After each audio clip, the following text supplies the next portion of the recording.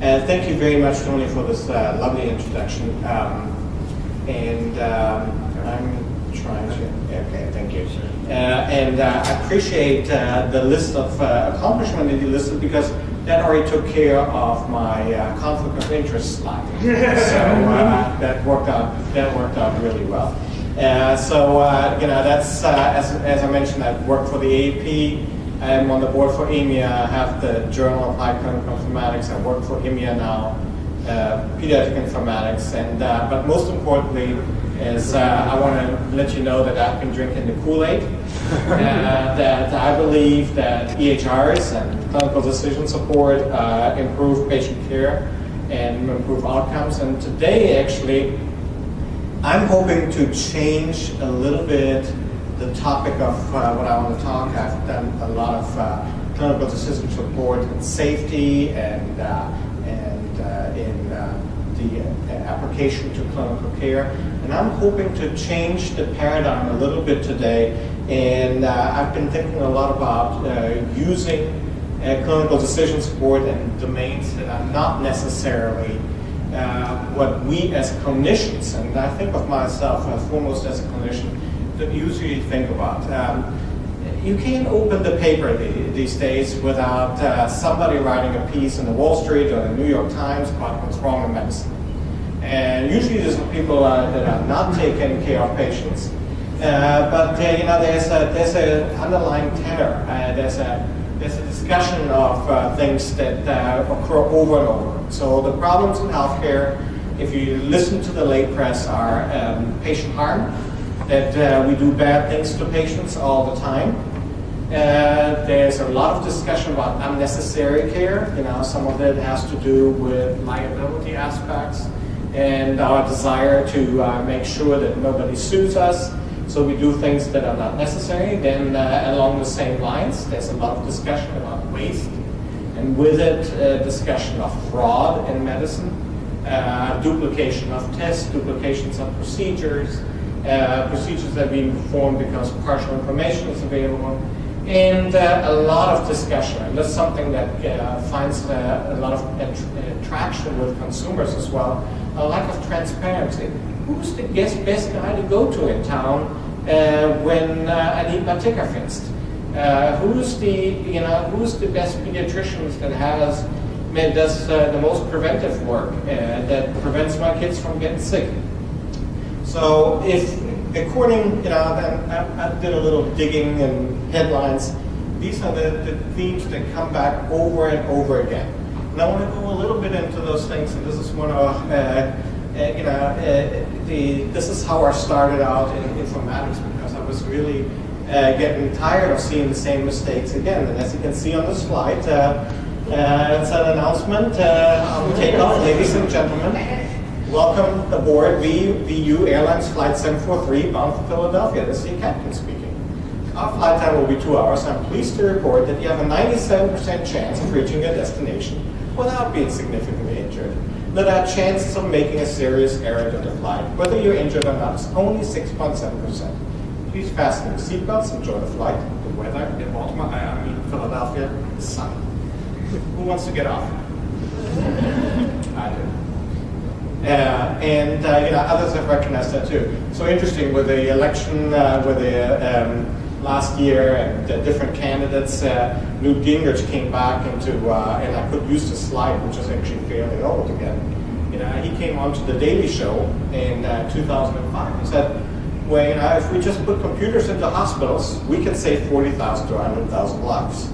Well, we all know it's not quite that simple, but we do know that 1 in 4 Medicare recipients who end up in the hospital are going to get harmed during their hospital stay.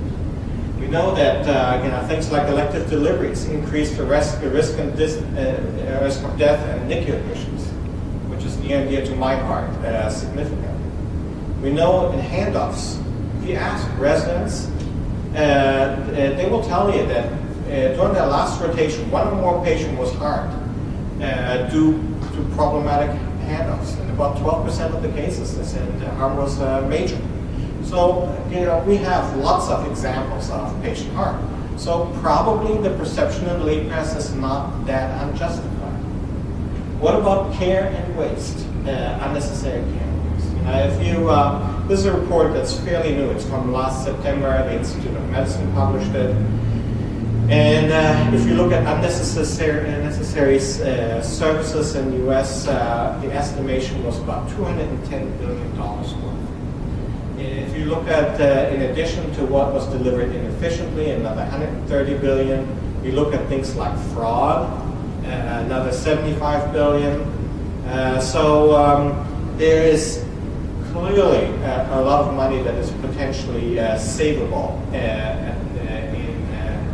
in the delivery of healthcare. And one thing that I've learned, and I hate to be that cynical in the beginning of my talk, but it will tell you why I'm starting to think about it. I developed applications that save patients from harm. I'm certain that I've developed applications that have reduced the risk of patients dying. I've probably saved a couple of patients. And I probably have more of an impact by writing applications and making care better than I have as a neonatologist. And I'm an okay neonatologist. But with all that stuff done, I always hoped there would be some excitement around it. But the first time I developed an application, it was about antibacterial stewardship, and I saved the hospital the children's hospital, $400,000 a year. You should have seen the excitement. Yeah, it is there is a different level of interest and investment in your leadership that you get, depending on what the areas are that you address. And money matters without a margin. There is no mission in our hospitals. Transparency.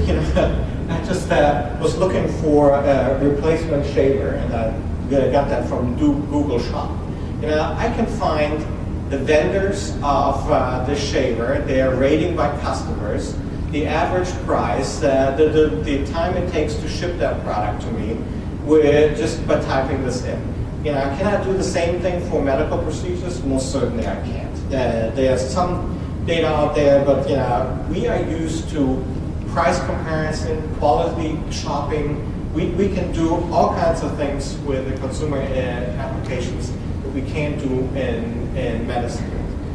So I started to think, the value that we deliver is not just the safety and the quality of the care, but it's also related to the cost of the care. And if we want to develop value, if we as institutions want to position ourselves in a place where we are recognized as the leaders, we have to develop value. So we have to look at cost in relationship to the quality of care and the safety that we deliver. I think it's becoming increasing important. So how does all that have to do with informatics? I'm watching right now a series on Netflix. It's called House of Cards. Show of hands, who's seen this? Quite a few of you. And I saw at least 10 hands go up. So this is the first show that Netflix actually produced, where they didn't buy the content, they produced it themselves. And they knew this was going to be a hit before they produced it. And how did they know this? They looked at what people liked to watch on their material. They knew that people like David Fincher, they knew people like the actor Kevin Spacey, the British version of House of Cards, which, by the way, I recommend if you haven't seen it yet, was very well liked by audiences as well. And they did a Venn diagram, and I figured out we're going to have at least 33 million subscribers who will like this show. And this has already turned into the most streamed online content in the field. So they were able to take data that they had, big chunk of data, knowledge that they had about their users, about content, about what their offering was, and were able to predict success of the show. We have entered an area of yet unpredictable changes in our field. We're doing a brand new experiment. We're putting EHRs everywhere. Meaning for use is creating an implementation stampede where everybody's implementing an EHR and everybody's collecting data. We've been doing it in hospitals for a while. Yeah, you have had Epic installed here. And the main goal for these implementation has been to collect data for documentation. And what's the problem with that data for documentation? What has been the problem in the past? Everybody only looks at what they document and they don't look at anything else. The reality is physicians don't look at nurses' documentation. Maybe they look at an aggregate of it, like urine output over the last 24 hours. Nurses don't look at physician documentation. The nutrition reports, I just realized that for the very first time I read a consultation note of a nutritionist in probably 3 or 4 years. But so we create an enormous amount of data that goes into those databases and is never utilized for anything else again.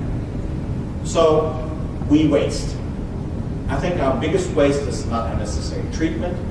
Our biggest waste is not that we duplicate test results. Our biggest waste and a shame and a really bad reflection on us is that we waste data that is available in these systems and don't use them for things that we could do again. We use little of the data that we create to actually make decisions. So we miss an awful lot of opportunities. And I had to throw this in this a little bit non sequitur, but as you heard, I'm on the committee that's writing the board exam, and I could share this question because it was immediately rejected. So the question is, who's the only person who will ever read the entire medical record? Physician, nurse, medical biller, or plaintiff's lawyer? Anybody wants any suggestions from the audience who that is going to be? So the right answer is plaintiff lawyer, right? But what does that really mean? This means that we collect a lot of toxic data, right? If we don't use it, but it's available for somebody to make a case against us, it means we didn't use it to the benefit of the patient, and we deserve to be called on the carpet for the fact that we didn't use data that we had available to do what's right. So somebody coined the phrase litigant. Litigant is a piece of data that's in your electronic health record that nobody uses, but it could be used to make a case against the quality of your care. That's a litigant. And we create a lot of that.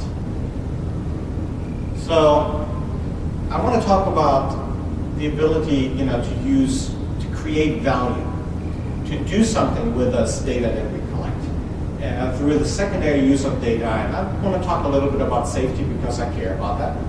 But I want to also talk about cost savings. I want to open your eyes to something new, hotel management, and Disneyfication of our institutions, and to transparency. And maybe we get into a discussion about other ways that we can use data. So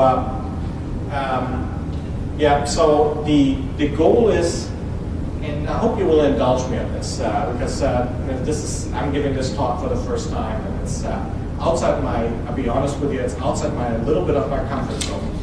I want to think a little bit outside the box. I want you to no longer think about clinical decision support as the clinical. Clinical is everything in our institutions. So it's no longer just for clinical purposes. We want to address waste, we want to address the patient needs.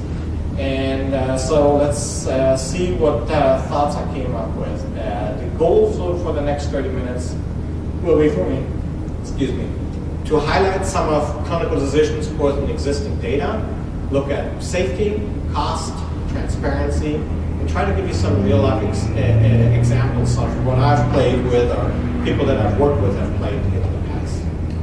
All right, let's see what we can come up with. Just a little primer. What is clinical decision support? And I use clinical, not as clinical in patient care. And this definition, whether you apply it to patient care or whether you apply it to all the other things that I'm going to be talking today about, it's you have to provide the right information. That's evidence-based, that's useful to guide your actions, that helps you answer a question to the right person. Clinicians, patients, administrators, nurses, billers, purchasers in the right format. So it can be an alert or an order set or an answer or any other form that you can think of through the right channel, so that they can get it where they need it, the internet or their mobile devices or their workstations or any other channel that their tweets or whatever you can think of at the right point in their workflow so it doesn't interrupt the workflow. So that's what you want to achieve. So what do you need? Data, right? You need data. And I was talking actually to the informatics group today, and I think one of the things that's very important to point out, and I acknowledged that earlier, but I want to say that in the bigger head here. One thing that you as an institution have an amazing reputation for outside your own walls is the fact that as an institution, as a group, you are the first place that has managed to actually grab data out of the Epic system, directly out of the MUPS database. And you have achieved with Epic, with the Epic implementation, the basic requirement. You need access to real-time data. You need access to the data when you need it, not the next day when they're available in Clarity. And your ability to tunnel in and grab that data is incredible. But that's something that you have achieved. But the reality out there, and that's not just Epic I'm talking about. The reality is that I'm quoting somebody, and I'll see if you can figure out how I'm quoting. In attempting to arrive at the truth, I've applied everywhere for information, but in scarcely an instance have I been able to obtain hospital records fit for any purpose of comparison. If they could be obtained, they would show subscribers how their money was being spent. Any guess? Anybody from the audience who said that? Huh? We use that. So it was Florence Nightingale. Very good, excellent. So so this is obviously not a new problem, is it? Databases are like this. Do you know what that is? That's a black hole, right? And here's the physics for a black hole. Once an object crosses the event horizon, it never comes out of the black hole ever again. Isn't that frustrating? So, and we have an enormous amount of data available in those databases. Just from an inpatient side, if you think about all the stuff that's in there, the ADT data, your vital signs, your ins and outs, provider note, nursing notes, orders, laboratory data, all kinds of stuff that you know about. And you'll be surprised when I go into some of the examples what's in there that you're not even aware of, or you not usually think about in your daily flow, that can help you with stuff that you really can use to make a difference. So my belief is when it comes to inpatient, and I'm a neonatologist, I couldn't resist that neonatology joke, right? So what goes in must come out. So I believe data has to be available in real time. And you have to be able to use it to provide alerts, reminders, clinical decision support on individual patients and on the institution in general. So, what are the challenges? Well, we already touched upon one, data, right? Number two is, let's be honest, what comes out of the box, what you buy from a vendor, doesn't work. Let's be real, and we'll have some examples of that. I'll share with you everyone. And other challenges, doing real clinical decision support, it's not easy. And I'll have some examples how challenging that can be. Another challenge is that the rules change all the time, right? As clinicians, we know if you're an oncologist, your cancer treatment protocol is likely to be changed within the next 6 months. And the third problem is that, the next problem is that we have that a lot of solutions don't scale outside our institutional walls. So what's wrong with the data besides the fact that they're hard to pull out? This is an example of a provider order entry clinical documentation system. Over 2,000 tables, so you need to know where you're looking for, what you're looking for. This is just a snapshot of what you're seeing, of what's available. So you need to know what you're looking for, you need to try to be able to pull it out. But then, even if you get them out, they're not what you want. They're transactional in nature, right? You have little baby boy Smith who went to the NICU bed 1, and then he went to bed 6, and then he went to bed 12, and then he went to the pediatric floor, and there he got moved to another bed as well, and then he got sent home.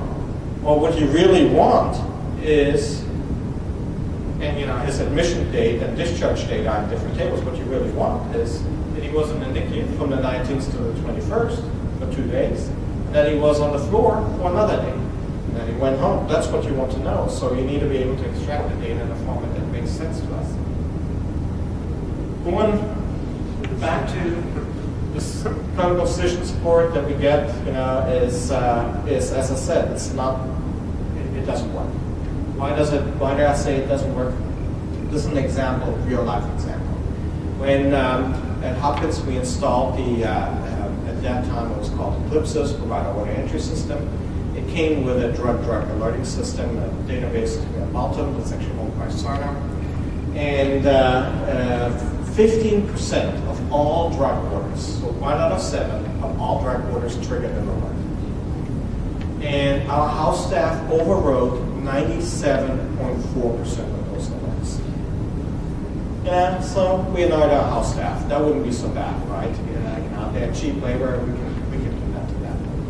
But the scary part was 2.6% that they didn't alert, that they didn't override, created new errors.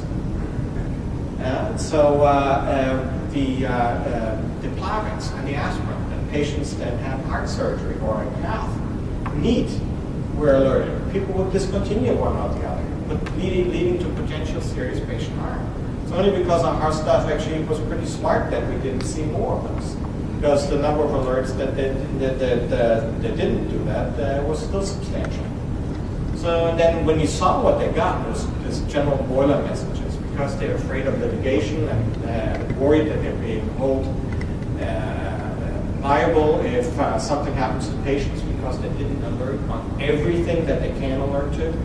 They created these long boilerplates and these long stories that oftentimes were pages long that you couldn't read. And the alerts were invisible to pharmacists, and you couldn't distinguish medication routes, so you had an ophthalmic beta blocker would alert with other systemic drugs. So we ran this for 2 months and never found any patient safety benefit. So we discontinued it and wrote our own. And we limited to a group of drugs that we really cared about, reduced the number of alerts by over 90%. And the alerts were significantly less likely to be overwritten than last time we checked. It was somewhere around 30-40%. But it cost us. It wasn't cheap. It took over 1,000 hours of development time to do that ourselves. And this is just one institution. It's not anything that you can use because we built it in our own system. All right, doing it also is hard. You said, or you heard me talk about the time. A drug alerting system is really not that difficult. You look at classes and individual drugs, and you find the ones that you care about and you want to match them with. Anybody seen this table who's not a pediatrician? This is a table that has the immunization requirements for children. And you can see there's the table on when you should be giving the drugs. But you see the fine print at the bottom that you obviously can't read. But these are 2 pages of how to interpret these rules. I have to fault the people who write these rules. Oftentimes they're not actionable. You get guidelines and they're ambiguous, not actionable. And there's one thing that I have to advertise in my role as somebody who works for the American Academy. We've recognized it a while ago, developed a group called Partnership for Policy Implementation. They send implementations to groups that write guidelines and say, hey, you got to do it actionable, you got to disinvigorate it. And if you can, we'll draw you an algorithm that people can cut out and put on their office walls and follow. And as a result of that, we have created a lot better guidelines that then you can actually use for clinical decision support. And we do need it because the amount of data that we have available on patients and on treatments and management is going up while our processing capacity is staying pretty much flat. And so without informatics, we will, over time, no longer be able to process this overload. So to give you one example, because I was stuck at the immunization thing. So we developed a little clinical decision support tool. When you registered at the outpatient clinic, that information went straight into our ADT's server, obviously, and went to a clinical decision support tool. That then grabbed the data from our immunization repository locally, and we ran an immunization forecasting tool and paged the nurse that then created an alert for the physician to do it. Do you think that improved our immunization rates? Minimally. A lot of effort for very little results. And we just had the paper accepted. Enormous amount of effort, lots of smart people putting their heads together.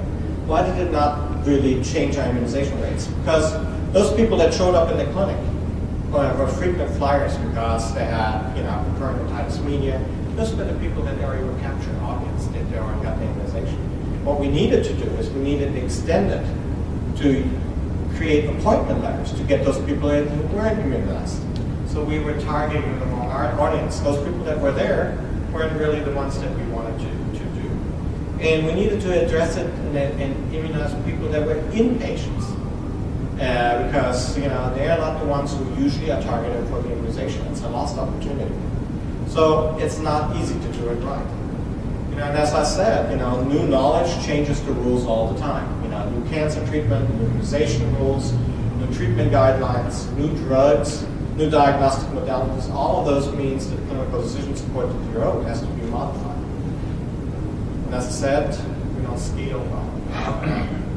25% of all studies looking at clinical decision support come from those 5 institutions.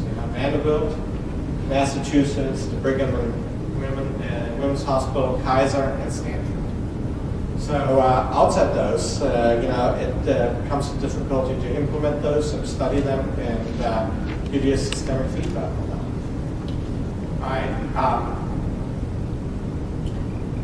From the outset, I said there's something I want to do today, and I want to talk about projects that are not necessarily clinical informatics where we manage disease.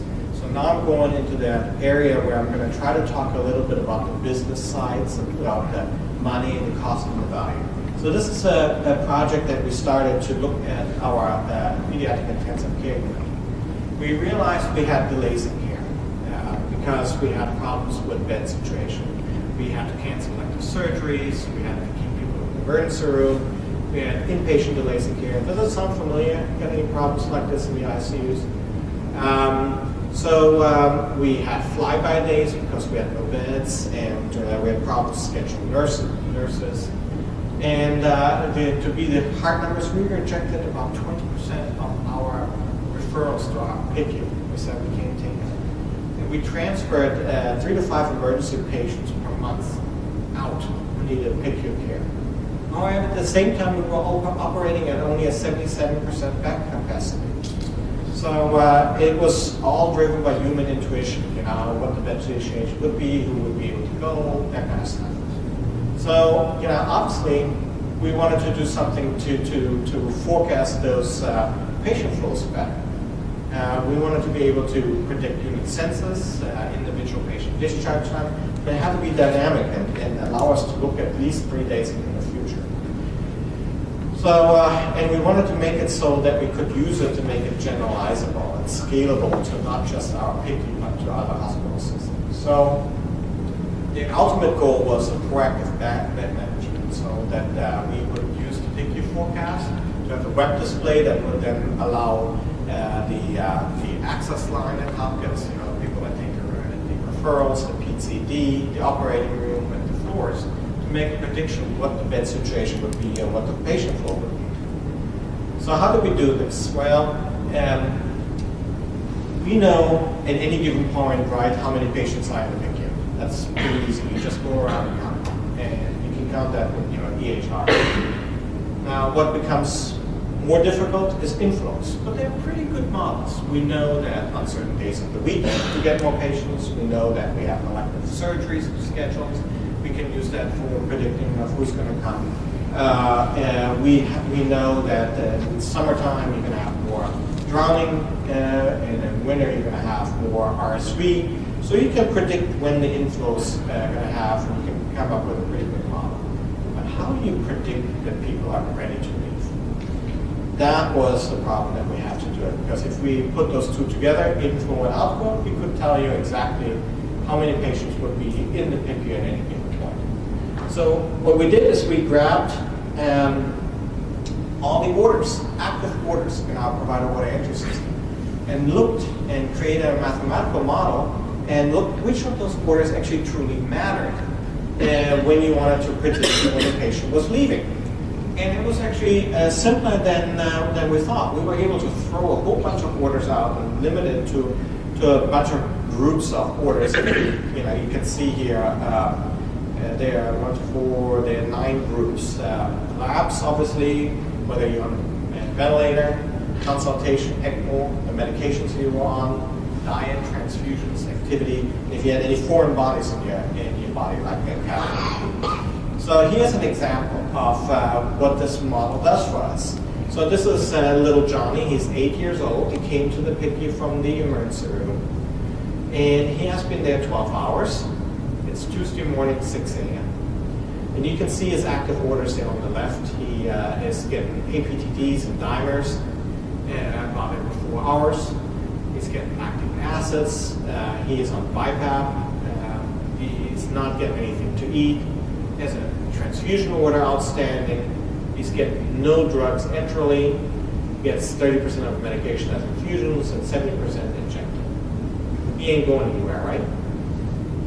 So that's exactly what the model says. You can see on this graph that his likelihood of being discharged in the next 18 hours is cumulative 0%. And you can see the likelihood is going to stay greater than 72 hours is close to 80%. And then we went and looked at him a couple days later. He's now been in the PICU for about 60 hours, so 2.5 days. It's Thursday. He's getting his APTTs more than every 6 hours out. He's extubated. He's no longer on the vent. No more BiPAP. He's getting clear liquids. And half of his men are enterally. And you can see that his likelihood of being discharged in the next 36 hours is, if I'm doing the math real quick, it's getting close to 50%. And then a little bit later, another day later, you can see his orders have changed. He's almost all enteral feeds. His diet is regular. And he is leaving the PICU within the next 24 hours. So, so that is, something that we implemented for our nurses, for our senior staff, to predict the bed situation and prevent this. And the evaluation of that is in the works. How does it work when we implement it? So cost savings, you heard me talk about that a lot earlier. And it's very simple. It's very interesting how simple it is to save a lot of money. This was a paper that we wrote that got our administrators really excited. I'm way over. Okay, I'll speed it up. Make a long story short, we looked at 4 very expensive drugs that require an IV, that are given IV, and we looked at how many times patients that were giving this drug IV were eligible for a cheap PO equivalent.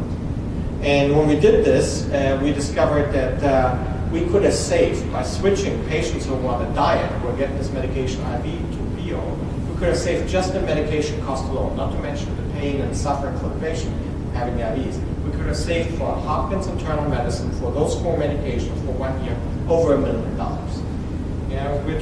We're starting to talk about some real money quickly. We just looked at this. We can take the data that we have to actually look at the health of our organization. We moved at Hopkins from the old building to a new children's hospital, and we had no clue how much this would interrupt what we were doing. And so we used the medication process as a proxy. And we looked at ordering, dispensing, and delivering of medication. And we looked at the time from ordering to the time that the patient received it as a proxy of the health, how well this was. And here are the data, which was fascinating to us because we had no clue until we saw the data and we went back and said, duh, yes, that makes sense. If you look at the data, the PICU went from 123 minutes before the implementation, before the move, to 300 minutes from the time of ordering the medication to delivery and administration of that drug. And when we looked at it, it says, yeah, they had the biggest changes. They went to a completely different space because we now have single rooms instead of having, if you have a 1-to-2 nursing ratio, that there was always a nurse in the room. Now there was only 50% of the time in the nurse and no nurse in the room. So because of the changes, because of those numbers, we could quickly assess what the impact was that this hospital move had on the health of their processes. Here's something that was fascinating to us. We looked at VTA, vascular endothelial thrombosis prophylaxis, and looked at the heparin and enoxaparins that we were giving to our patient subcutaneously. And we looked at the data of how many of those doses that were orders were actually administered. And it was a major eye-opener. In this slide, you can see that of all the medications that were ordered in the medical unit on the very right, they just managed to administer 70% of all the ordered drugs. And we had no clue about this. And we looked at it, and it has a lot to do with how senior the nurse is, what the climate is on the unit. We did some qualitative research subsequently, but without that, here's some more details. You can see heparin is more likely not to be given. If you're black, you're more likely to not get it. If you're female, you're more likely not to get it. So we had no idea that was going on, but the data are there and they can be mined, and we can, as a result, we can do something about it. So I'm going to skip this one. We can do also with use data that we have available, all those physiologic data that we have. And this is an example of our old display in the NICU. You can see you can't make out what the blood pressures of my patients because the display is horrible. So we turned that data into spider diagrams and put vital signs in the same place and turned them into animations that we ran through there. You can see how your diastolic and systolic pressure drops and how your heart rate goes up in your patient with PEA. We tried that out on our residents, and they're much better at identifying patients with PEAs. But you can also do it, for transparency, simple things. We had patients complain that they had no clue who their care team was. They had all these people in white coats walk into their rooms, and nobody was aware, was it a medical student, was it a resident, what was the name of that person. So we created these printouts that came out of our system, and we turned it into something that is now being used on the TV screen. And how do they do that? We just grab whoever interacted with a patient's chart in the last 24 hours. That's the current care team. If you write an order, if you administer a medication, you're part of the care team. You show up on the TV monitor, and I can see, I can look at what your role is and why you're there. So you can use it to drive the quality projects. And this is one of my favorite ones. I'm just going to go quickly. We did all kinds of changes to the ICU because patients who have high glucoses post-operatively do poorly. Their wound healing is bad. They stay longer in the ICU. We just took the data that we had, displayed them immediately, and we're able to take a series of quality improvement steps and drive the glucose ranges that we had in our ICU down to places where we really wanted them. You can use it for hotel management. This is one of my pet peeves. We make people so unhappy. They get moved, their food doesn't come. It's not rocket science. Somebody gets moved in the ADT system and your nutritional system doesn't show that a tray got delivered to their floor. There are things that we can do about this. And I left that slide out, and I know I'm out of time, and I'm going to stop here, but This is one of my favorite examples, and I love it because of its simplicity, and it's kind of funny. Somebody came to me and said, we're getting really destroyed. Our Prescani, our patient satisfaction scores are terrible. And most of it because we lose patient stuff. What we really lose are their dentures. People hate that, okay? They hate it when they have to come home and they have to gum their food, and these things are expensive. And so, believe it or not, those data are in our systems. The nurse intake form, when you get to a new unit, is do you have a toupee? Do you have any implanted devices? Do you have dentures? We collect that data. And we can track it. And if you move from the ICU to the floor, we can track if your dentures are still there. So we have an incredible source of data that is available that we're not utilizing to make care better, to make it cheaper, to reduce cost. The opportunities are only limited by what we can imagine. And going out there and talking to people and saying, what is it that matters? What is it that bothers you? The amount of work that we can be doing in this field is essentially unlimited. And I think there will be a lot of fun doing this going forward. So think outside clinical informatics. Think about hotel management, patient comfort, cost. Think about the things that you can do to make an institution more efficient, better for our patient, and create value that way. All right, I think I'm way out of time.